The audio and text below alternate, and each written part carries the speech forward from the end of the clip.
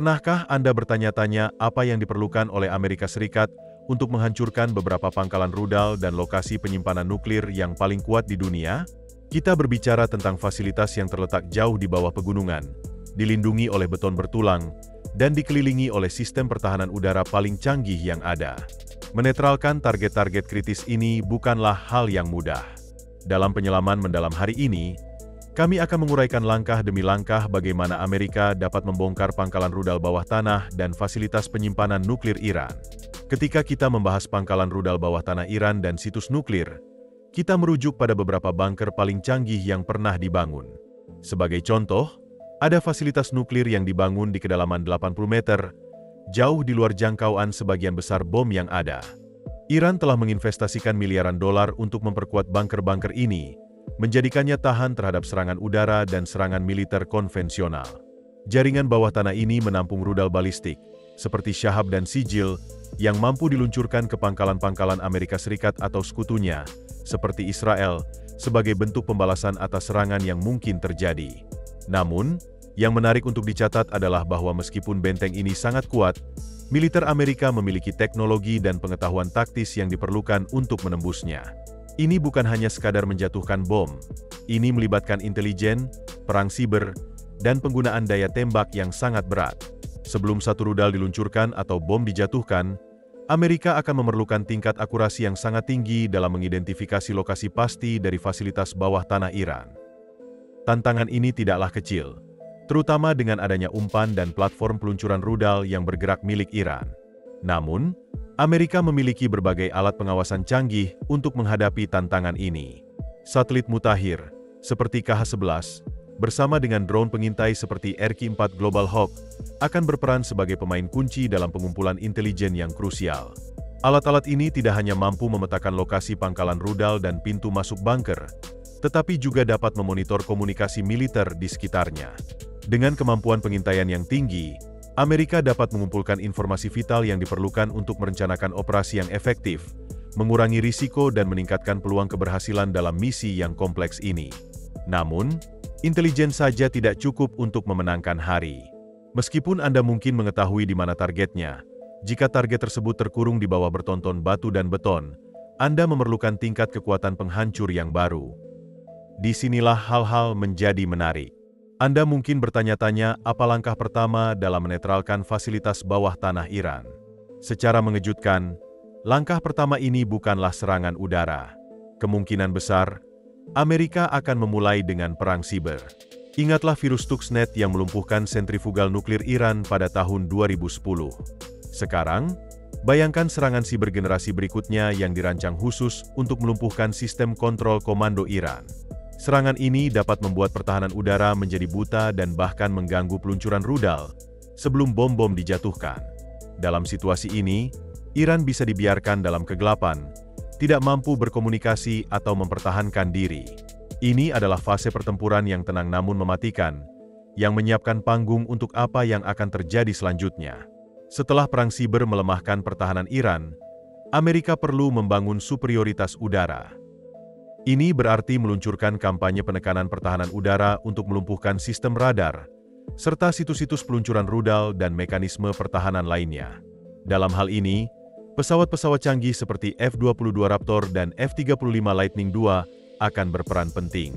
Dirancang untuk tidak terdeteksi oleh radar, pesawat-pesawat ini dapat menyerang jauh ke dalam wilayah Iran tanpa peringatan.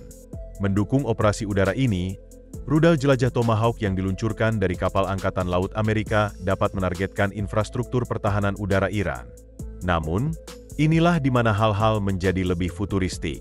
Amerika mungkin juga mengerahkan rudal hipersonik seperti AGM-138A ARRW, yang dapat melaju dengan kecepatan lebih dari Mach 5. Dengan kemampuan luar biasa ini, Amerika dapat melancarkan serangan yang sangat sulit untuk dihadapi, memaksimalkan potensi keberhasilan misi. Pada kecepatan hipersonik tersebut, pertahanan udara Iran tidak akan memiliki cukup waktu untuk merespons sebelum rudal menghantam targetnya. Kini, kita tiba pada bagian yang telah Anda tunggu-tunggu, penghancuran sebenarnya dari bunker bawah tanah Iran.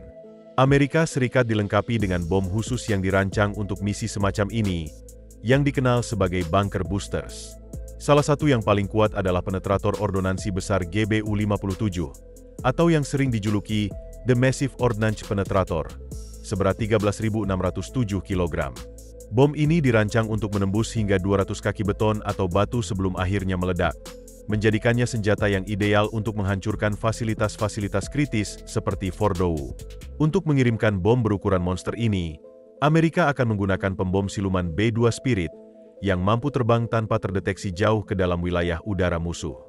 Selain itu, ada juga GBU-28, sebuah bom penetrator seberat 2.268 kg yang telah terbukti kehebatannya dalam konflik-konflik masa lalu.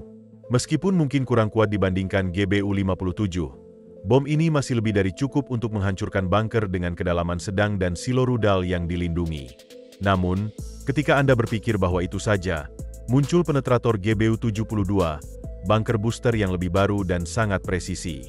Bom ini dirancang khusus untuk menangani target-target bawah tanah yang keras dengan akurasi yang sangat tinggi. Bayangkan menjatuhkan salah satu bom ini di pangkalan rudal bawah tanah dan menyaksikan seluruh fasilitas runtuh dalam sekejap. Dengan menggabungkan kekuatan bunker booster, senjata hipersonik, dan rudal jelajah, Amerika dapat menjalankan operasi dengan skala dan efisiensi yang belum pernah terjadi sebelumnya.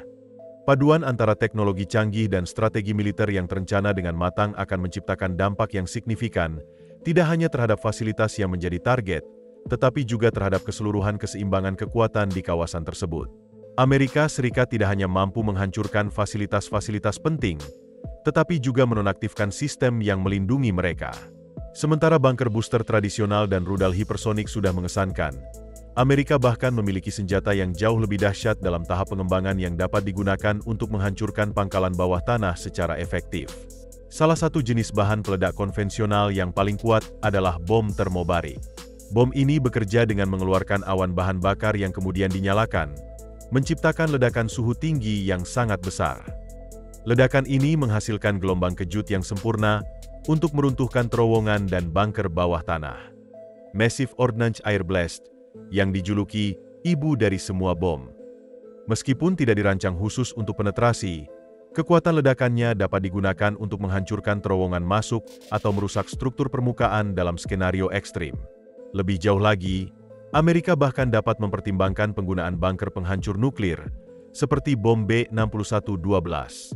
Senjata kontroversial ini dirancang untuk menembus bawah tanah dan menghasilkan ledakan nuklir yang dapat menguapkan target yang terkubur dalam. Meskipun penggunaan senjata nuklir membawa konsekuensi politik dan lingkungan yang besar, serta potensi dampak jangka panjang bagi masyarakat dan ekosistem, senjata ini tetap menjadi pilihan terakhir jika semua opsi lainnya gagal.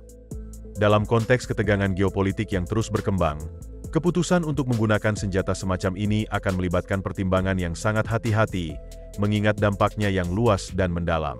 Semua ini menunjukkan betapa kompleksnya dinamika militer modern, di mana teknologi dan strategi saling berinteraksi dalam upaya untuk mencapai tujuan yang sangat sulit.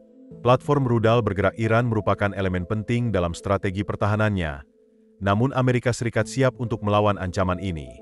Drone bersenjata seperti MQ-9 Reaper dapat melacak dan menghancurkan peluncur-peluncur ini secara langsung dengan menggunakan rudal Hellfire.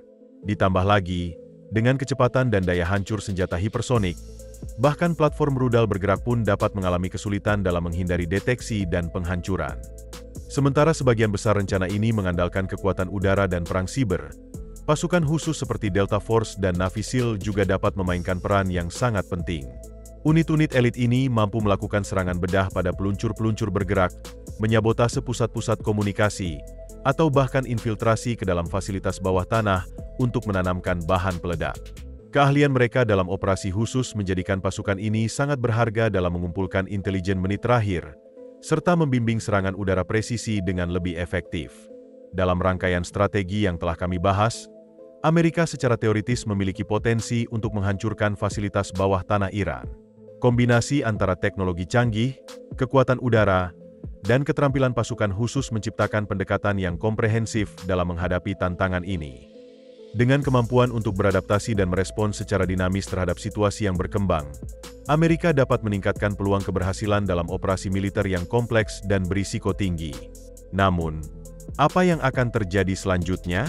Iran pasti tidak akan menyerah tanpa perlawanan. Pembalasan dapat muncul dalam berbagai bentuk, mulai dari serangan rudal terhadap pangkalan-pangkalan Amerika di Timur Tengah, hingga serangan langsung terhadap Israel dan Arab Saudi. Selain itu, ada juga potensi bagi Iran untuk memblokir Selat Hormuz, yang dapat mengganggu pasokan minyak global dan mengirimkan gelombang kejut melalui ekonomi internasional. Kemungkinan eskalasi menjadi perang regional yang lebih besar adalah nyata, dan setiap serangan militer harus mempertimbangkan potensi manfaat terhadap risiko serius ini. Jadi, dapatkah Amerika menghancurkan pangkalan rudal bawah tanah Iran dan situs penyimpanan nuklir? Jawaban singkatnya adalah ya, tetapi itu tidak akan mudah. Operasi semacam itu akan memerlukan kombinasi dari pengumpulan intelijen yang mendalam, perang siber, stealth, dan penggunaan amunisi berpemandu presisi canggih. Dalam konteks ini, penting bagi Amerika untuk merancang strategi yang matang dan terencana dengan baik. Setiap langkah harus diambil dengan hati-hati, mengingat konsekuensi yang mungkin timbul akibat tindakan militer. Dengan pendekatan yang tepat, Amerika memiliki peluang untuk mencapai tujuan militernya, tetapi tantangan yang ada tidak boleh dianggap remeh. Terima kasih telah menonton dan sampai jumpa.